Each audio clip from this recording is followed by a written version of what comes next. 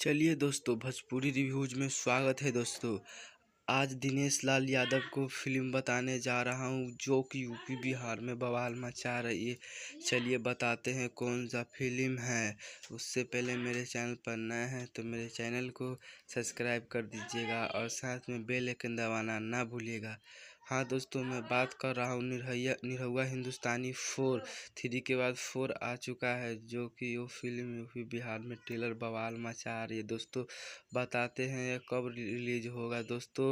Video अच्छा लगा तो कमेंट कर दीजिएगा और लाइक कर दीजिए दोस्तों। बताते हैं यह पूरा 2007 में आया था 2 और 3 2012 में आया था और 4 अभी 2024 में आ चुका है। इसे 2025 में रिलीज कर दिया जाएगा दोस्तों।